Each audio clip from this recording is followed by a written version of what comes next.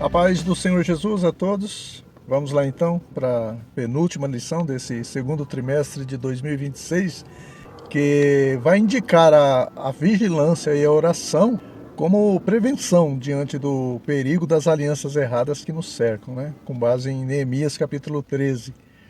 Jesus disse isso, né? Vigiai e orai para que não entreis em tentação. Claro que muitas tentações vêm, mesmo vigiando e orando, né? O Salmo 34 diz isso. Muitas são as aflições, ou as tentações, né? Que tentação é um tipo de aflição, né? Muitas são as aflições dos justos. O próprio Senhor Jesus, em tudo, foi tentado, né? Sem nunca pecar. No deserto, após o batismo, ele foi tentado pelo diabo. Mas há tentações, há aflições que podem ser evitadas através da vigilância e da oração, né? E as que surgem através das alianças erradas é uma delas. A introdução diz que o capítulo 13 de Neemias revela como o povo de Deus e sua liderança religiosa tinha se aliançado com seus maiores inimigos, né? E que nessa lição nós vamos ver o perigo das alianças contrárias à vontade de Deus e suas consequências. É, Vamos analisar o que está acontecendo no contexto para a gente poder entender melhor o que a lição de hoje quer nos passar, tá bom? Após a conclusão do muro de Jerusalém, em 52 dias, o povo se alegrou, adorou a Deus, buscou conhecer a lei de Moisés, a palavra de Deus, né? Estava tudo dentro dos conformes. Só que o Neemias precisou se ausentar. Ele retornou para Suzã, para o rei Artaxerxes, né, lá do capítulo 1, para dar sequência ao seu ofício de copeiro. O problema é que só foi o Neemias virar as costas que o líder religioso, que ficou ali sob a responsabilidade ali do povo, o sumo sacerdote Eliasib, já fez besteira, né? Ele aliançou, né? Aparentou com um dos piores inimigos do Neemias, o tal de Tobias. O Eliasib chegou a preparar um aposento para o Tobias dentro do templo, vê se pode. Depois o neto dele, né, fez o mesmo com outro inimigo, o Sambalate. É impressionante, né, irmãos? É só o gato sair que os ratos fazem a festa, né? Mas o fato é que essa aliança era contrária à vontade de Deus, né? Porque esse Tobias era descendente dos amonitas.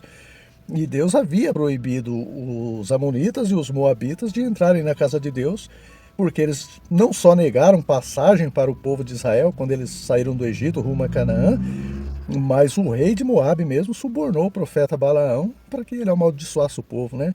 Eles pecaram por omissão e por ação. Então o que se vê é que depois de um trabalhão que o Neemias teve para pôr a casa em ordem, o sacerdote Eliasib que jogar tudo por água abaixo, recebendo o inimigo pela porta da frente, né? Por isso, irmãos, que há necessidade não só de colocar a casa em ordem, mas de manter, né, conservar ela em ordem. Não se pode deixar a Deus dará, porque Deus não dará aquilo que cabe a nós fazermos, né? O apóstolo Paulo se preocupava muito com isso, tanto que ele sempre visitava as igrejas que ele fundava e deixava sob responsabilidade dos pastores. Quando ele não podia visitar pessoalmente, ele mandava cartas, né? Judas também, na sua carta, ele teve esse cuidado com a igreja, né, contra os falsos mestres. Então você percebe que se largar a mão, o diabo deita e rola, né? E é dentro desse contexto, desse cenário, que essa lição vai extrair alguns ensinamentos preciosos para a nossa vida espiritual.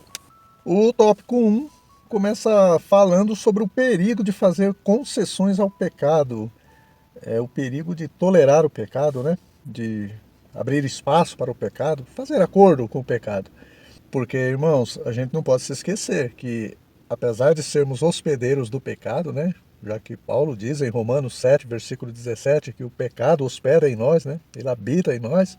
E será assim até Jesus voltar e transformar o nosso corpo pecaminoso num glorioso, incorruptível, né?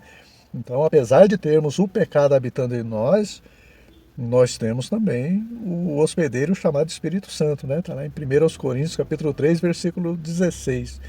E esses dois não se bicam, né?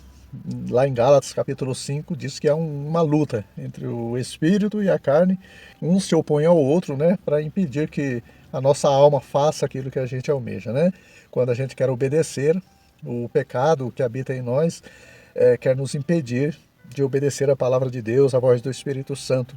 E quando a gente quer ceder para a carne, o Espírito Santo também nos convence que nós estamos pecando. Como o pecado, através da usurpação, né, da usurpação do diabo, ele adquiriu esse direito, ele invadiu a propriedade, vamos dizer assim, então agora nós temos que suportá-lo, né, até o fim do seu contrato aqui na terra, quando o justo juiz baterá o martelo de desapropriação da habitação e o corretor corrupto do pecado, né, chamado diabo, será lançado no lago de fogo por toda a eternidade. Mas vamos ver o que diz o item. Neemias enfrentou pressões para tolerar práticas contrárias à vontade de Deus, como casamentos mistos e negligência na adoração, mas resistiu com firmeza. Permitir o pecado enfraquece a comunhão com Deus, corrompe a integridade espiritual e ameaça a unidade do povo.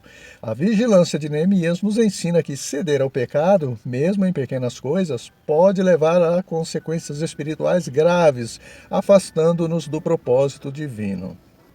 Nós vimos, né, nas lições anteriores essas pressões vindas através de Tobias, do Sambalate, do Gesem, mas o Neemias não cedeu, né?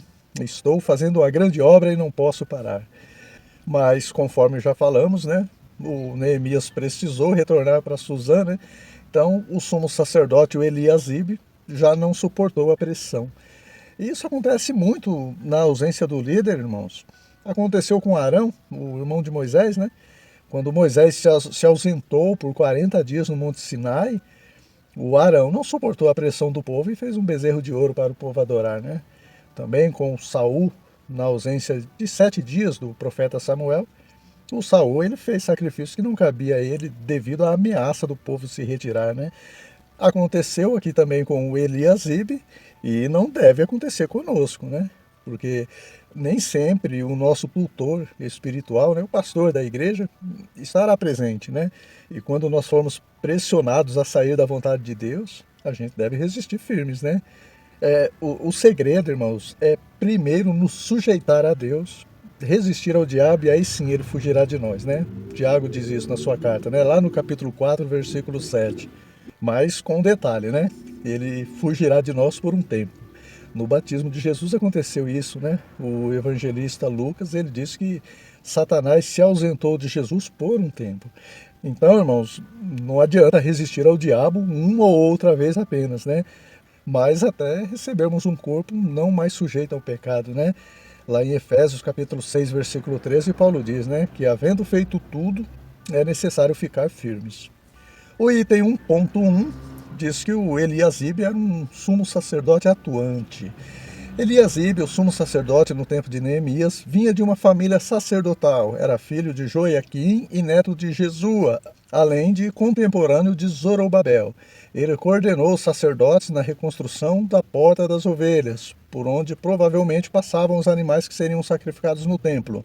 Eliasibe assumiu sua parte na tarefa de reconstruir os muros e cooperar para que uma porta tão importante para o dia a dia do seu exercício ministerial e dos sacrifícios no templo voltasse a ser utilizada. Jesus passou por lá quando se dirigiu ao tanque de Betesda, localizado a poucos metros da Porta das Ovelhas. Essa porta existe ainda hoje, mas chamada agora de Porta dos Leões, e fica a cerca de 200 metros do jardim do Getsemane. Como pode, né, irmãos, um homem como esse, né, atuante na obra de Deus, fazer concessão para o Tobias morar dentro do templo? O texto diz que ele preparou um aposento para o Tobias, um camarote, né, onde ficavam os elementos sagrados do sacrifício da casa de Deus. Os irmãos se lembram que o Neemias, quando ele foi convidado por um falso profeta a ir à casa de Deus, né, num aposento que só o sumo sacerdote podia entrar, o Neemias recusou, porque ele sabia que não podia entrar ali. E agora, ninguém menos que o cara de pau Tobias consegue entrar pela porta da frente com a permissão do Eliasibe. Irmãos, o diabo ele não respeita cargo. Ele vai tentar principalmente os que estão em eminência, né? Na liderança, atuante, porque ele sabe que assim como é o sacerdote, será o povo, né? Ou seja, o povo é reflexo do sacerdote. Se o sacerdote se corromper, a tendência é todo o povo se corromper também. Por isso que Jesus repreendeu aqueles 5 líderes das igrejas da Ásia, lá no livro do Apocalipse, né? Só que não é só o líder que se perde, né? Mas todos que seguirem seus erros, né? Acontece que a quem mais foi confiado, muito mais será cobrado. Mas cada um dará conta dos seus atos a Deus. Que dizer também do Judas Iscariotes, né, que era apóstolo, estava entre os 12 que receberam poder para curar, para expulsar demônios, exercia uma função de confiança, né, a de tesoureiro, mas também abriu uma concessão para o diabo fazer morada no seu coração.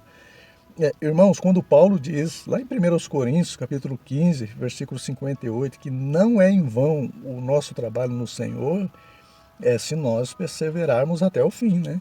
Você percebe isso quando Paulo diz para os Gálatas que estavam apostatando da fé? Será em vão que vocês padeceram tanto?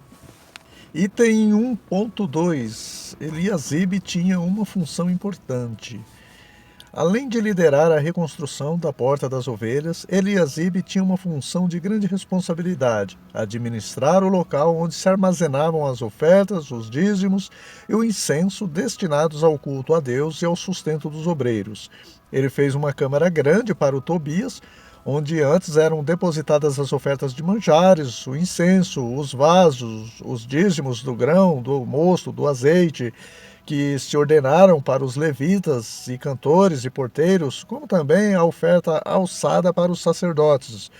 Todas as funções são importantes na igreja. Tudo que é feito na casa de Deus, da limpeza ao preparo das refeições, contribui para promover um ambiente acolhedor e adequado aos momentos de oração, louvor e anúncio da palavra de Deus. Paulo disse aos coríntios, né, que até mesmo os membros mais desprezados do corpo, aqueles que trabalham em secreto, são os mais importantes, né? Mas o fato é que o Eliasibe tirou todos os utensílios da casa de Deus e preparou o lugar para o Tobias, que pegou tudo limpinho, organizado, restaurado, né? E espiritualmente não é diferente, né? Nós somos templos do Espírito Santo, Deus nos limpa através da palavra, né? Vós já estáis limpos pela palavra que eu vos tenho falado. Então nós tapamos as brechas da nossa vida espiritual para o inimigo não entrar, mas por um momento de falta de vigilância e oração, trocamos tanto trabalho por uma oferta sedutora do inimigo, né? Então ele vem, acha a casa limpa e traz consigo outros 7, e o estado dessa pessoa será pior que o primeiro, né? Ou seja, as consequências são devastadoras.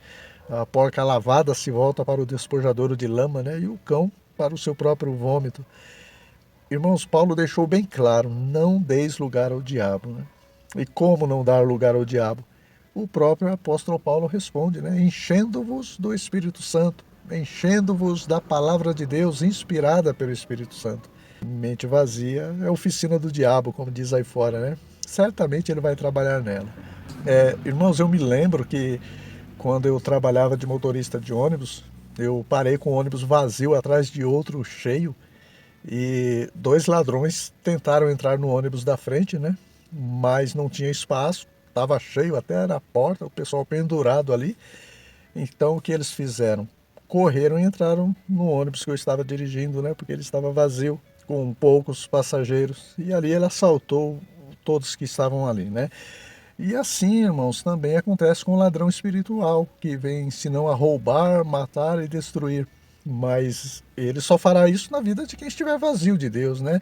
Nos que estão cheios, ele até tenta entrar, mas ele não consegue. O item 1.3 diz que o Eliasibe profanou o templo do Senhor. Profanação é isso, né? É trocar aquilo que é sagrado pelo profano, pelo secular, o mundano, né? Diz assim: Eliasibe cometeu 2 erros terríveis. O primeiro foi se tornar aliado de Tobias, inimigo declarado de Neemias, que buscava a todo custo impedir a restauração de Jerusalém. Por que isso foi um erro terrível, irmãos? Primeiro porque mexeu com Neemias, meu irmão, mexeu com Deus, né? Tocou na menina dos olhos de Deus. Lá em Zacarias capítulo 2, versículo 8 diz isso, né? E segundo que em Tiago, capítulo 4, versículo 4, diz que qualquer que se tornar amigo do mundo constitui-se inimigo de Deus, né? E não tem nada mais terrível do que ser inimigo de Deus, né? Horrenda coisa é cair nas mãos do Deus vivo. O item prossegue aí dizendo que o outro erro do Eliasibe foi usar o local sagrado do templo, destinado a armazenar as ofertas e dízimos, para preparar um quarto exclusivo para o Tobias. Podemos afirmar sem exagero que o sumo sacerdote Eliasibe trouxe o inimigo para dentro da casa de Deus. Esse fato é uma advertência acerca do perigo de fazermos concessões para aquilo que desagrada a Deus.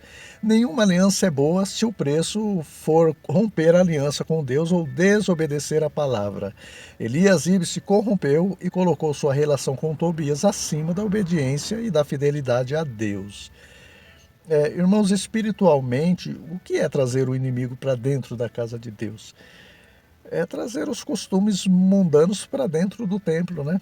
Fazer o que não se deve dentro do lugar chamado casa de Deus, tipo um moço dando uns amassos na moça lá no fundo da igreja, né?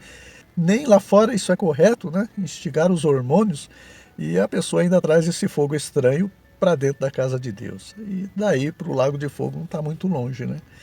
Irmãos, o fogo que o crente deve acender é a chama do Espírito Santo no coração, através da meditação constante na palavra de Deus, né? Jeremias 23, versículo 29, não é a minha palavra como fogo? E isso falando da casa de Deus, templo de pedra, né? Agora, se formos falar da casa de Deus, organismo vivo, pessoas, o nosso corpo, a coisa se torna mais grave ainda, né? Trazer o mundo para dentro da casa de Deus é pecar contra o próprio corpo. E a Bíblia diz que esse pecado é pior ainda, né? Porque todo pecado é cometido fora do corpo, mas aquele que se prostitui peca contra o próprio corpo. Não vamos nem entrar aqui em detalhes de usos e costumes, como brinco, tatuagem, porque isso aí dá o que falar, né? Cada um tem o seu ponto de vista. Mas eu digo com relação aos pecados morais mesmo, né? Muitas vezes nós trazemos isso dentro da casa de Deus, dentro do nosso corpo, quando nós não vigiamos e cedemos o nosso corpo para a prostituição. Vamos para o tópico 2, que garante: toda escolha tem sua consequência. Neemias advertiu seu povo pelo fato de muitos judeus terem se casado com mulheres gentias, e o resultado disso foi que seus filhos já não falavam judaico, comprometendo assim a preservação da identidade israelita que envolvia a fé. Irmãos, como isso é triste, né? Imagina, filho de crente falando uma linguagem mundana, né? Se é deles falarem idioma cristão, Deus te abençoe, amém, glória a Deus, a paz do Senhor. Eles falam palavras obscenas, né? Falam na gíria. E aí, mano? E aí, parça? Tá ligado? Isso estava acontecendo aqui com o povo de Israel. Por quê? Porque o pai casou e teve filhos com uma não crente, com as filhas deste mundo, né? As moradoras de Asdod. Eu acredito que o texto se refere ao idioma mesmo, né? Perderam a identidade de povo de Deus. O sotaque judaico deu lugar para o de Asdod, né? Mas espiritualmente isso acontece também, né? O filho convivendo com o idioma mundano da mãe fala o mesmo, né? As más conversações corrompem os bons costumes. Por que disseram para o Pedro: você é um deles, sua fala te denuncia? Devido à convivência de Pedro com Jesus, né? Irmãos, a Bíblia é bem clara, né? Nós é quem devemos iluminar o mundo em trevas, né? E não as trevas ofuscar o brilho que há em nós, né? Jesus disse, né, em Mateus 5,16, resplandeça a vossa luz diante dos homens, para que vejam as vossas boas obras e glorifiquem ao vosso Pai que está nos céus. O cristão deve refletir o caráter de Cristo, né? Por meio de suas palavras, suas atitudes, suas boas obras, para que outras pessoas sejam conduzidas a glorificar a Deus, né? Principalmente os nossos filhos. O item 2.1 vai falar sobre essa desobediência do povo à palavra de Deus, né? Diz assim: antes mesmo do povo entrar na terra da promessa, Deus os advertiu sobre não se unirem em casamento com os povos de Canaã, nem que dessem seus filhos em casamento a eles. A comunhão com os povos que habitavam em Canaã resultaria em afastamento dos mandamentos do Senhor e na vinda do juízo divino. Hoje nós temos a palavra de Deus como uma bússola que norteia as nossas decisões, escolhas e alianças. Ela é a lâmpada para os nossos pés e luz para o nosso caminho. Quando disseram para Jesus que sua mãe e seus irmãos estavam presentes, ele estendeu a mão para os seus discípulos e respondeu: qualquer que fizer a vontade de meu Pai que está nos céus, este é meu irmão, minha irmã e minha mãe. Irmãos, desobediência a Deus, desobediência à palavra de Deus, constitui prostituição, adultério espiritual, né?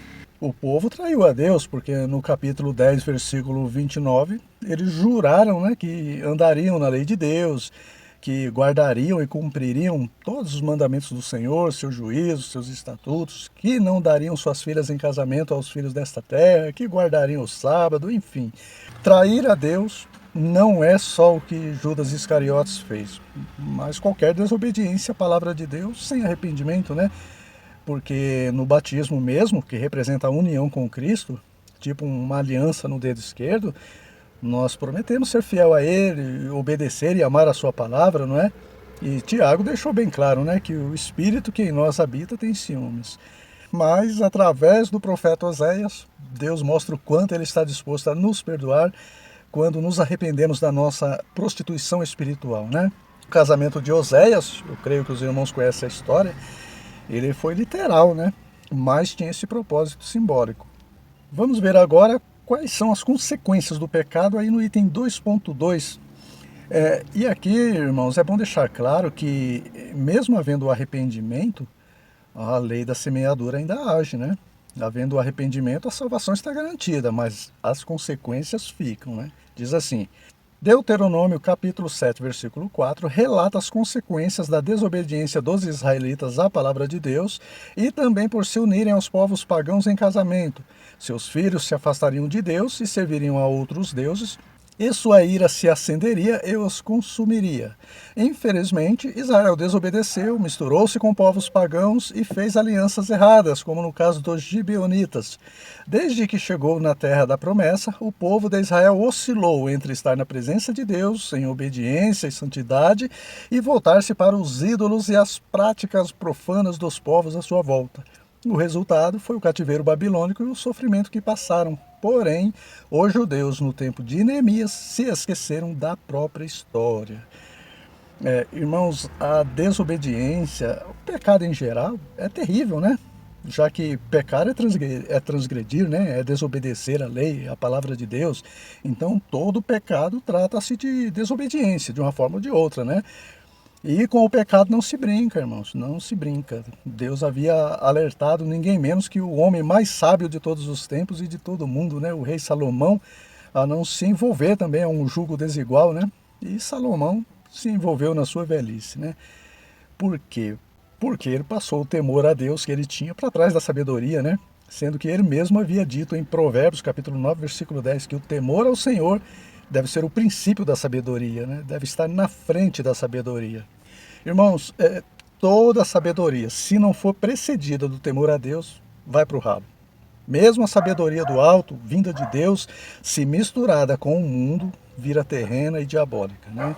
Quem sabe o Salomão não pensou, eu sou o rei, as mulheres terão que servir ao meu Deus, né? O popular ganho elas para Jesus. É como se a sabedoria de Salomão, sem o temor, dissesse que Deus estava errado, quando ele disse que as mulheres pagãs comeriam os miolos dele, né? Fariam a cabeça dele. E deu no que deu, né?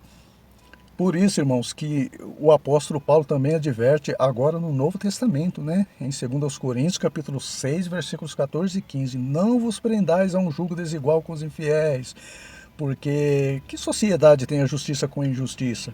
E que comunhão tem a luz com as trevas? E que concórdia há entre Cristo e Belial? Ou que parte tem o fiel com o infiel? Percebe, irmãos? O princípio é o mesmo. Item 2.3. Escolhas ruins trazem consequências ruins. A famosa lei da semeadura, né? O que o homem plantar, isso ele vai colher, né? E se você observar bem, a oração do Pai Nosso também tem essa lei da semeadura, né? Perdoa as nossas ofensas, assim como nós perdoamos a quem nos tem ofendido. Ou seja, se eu plantar perdão, eu vou colher perdão. Quanto mais eu perdoar, mais serei perdoado por Deus. É a lei da semeadura, né? Mas vamos ver o que diz o item. Nossas escolhas são como sementes que podem nos proporcionar uma colheita boa ou ruim. Escolhas como casamento, profissão, educação dos filhos podem trazer grandes alegrias ou serem motivo de duras frustrações. É necessário escolher com prudência e oração. Busque se aconselhar com cristãos sábios acerca de suas decisões. Sábios e que temem a Deus, né? Acabamos de ver isso no caso do Salomão. Irmãos, eu acredito aqui, voltando para o Salomão, né? que se fôssemos nos aconselhar com ele acerca de casar com uma pessoa não crente, certamente ele diria, né? Pode casar, depois você ganha ela para Deus, ela vai para a igreja com você, né? Então, meus irmãos, nós temos que buscar conselhos de pessoas primeiro tementes a Deus, né? E também sábias e experientes, como vamos ver nesse item, né? Aí no final ele mostra o exemplo do Roboão, né? O filho do dito cujo, Salomão, né? Está lá no primeiro livro dos Reis, capítulo 12, versículos do 1 ao 19. O Salomão cobrava impostos abusivos do povo e quando ele morreu e o filho Roboão assumiu o reinado, o povo clamou para que o Roboão pegasse mais leve que o pai, né? O Roboão, então, primeiro foi pedir conselhos aos anciãos, né? E eles disseram, olha, alivia a carga aí do povo aí, cobra menos impostos. Você ficará de bem com o povo e o povo com você, né? Aí depois ele foi consultar quem? Os jovens, né? E eles disseram completamente ao contrário. Não dá moleza não, aperta mais nos impostos. O Roboão, então, optou pelos conselhos dos jovens, né? Foi quando, então, houve uma revolta do povo, né? E as 12 tribos de Israel se dividiu em duas, né? O reino do norte, formado por 10 tribos, e o do sul por 2 tribos, né? Judá e Benjamim. Irmãos, nós devemos valorizar a experiência daqueles que são maduros, tementes a Deus e sábios, né? O orgulho pode nos levar a tomar decisões desastrosas, né? Ah, eu não vou ceder ao que esse povo está querendo, né? Um líder ele deve servir ao povo e não dominar o povo, né? Ninguém menos que o maior líder da história da humanidade disse que não veio para ser servido, né? Mas para servir, buscar o bem de todos, o Senhor Jesus. Mas o fato é que, embora o Roboão tenha escolhido livremente, né, rejeitar o conselho dos anciãos, essa divisão do reino já fazia parte do juízo de Deus anunciado anteriormente, né, por causa dos pecados de Salomão. Como Deus é soberano, né, irmãos? Ele cumpre os seus propósitos, né, os seus desígnios, em cima do erro do povo. Chegamos no tópico 3 que observa, maus exemplos são más influências. Neemias, ao observar a conduta do povo de Israel, afirmou que o sacerdócio e a aliança dos sacerdotes e levitas haviam sido profanados devido à negligência e à desobediência dos israelitas em relação à lei de Deus. Os sacerdotes responsáveis por manter a santidade do culto e liderar o povo em retidão haviam permitido práticas pecaminosas. Essa profanação comprometeu a relação de Israel com Deus, mostrando que a infidelidade no sacerdócio não apenas desonrou a aliança, mas também prejudicou a espiritualidade de toda a nação. Compromete, irmãos, compromete. A desobediência compromete o relacionamento com Deus, né?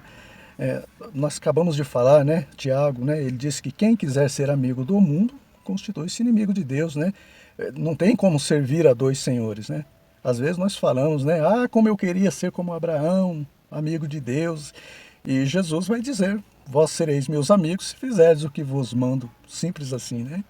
Irmãos, pensa bem, se você é meu amigo e eu vejo que você anda com maus elementos, a tendência é eu me afastar de você. E isso é óbvio, né?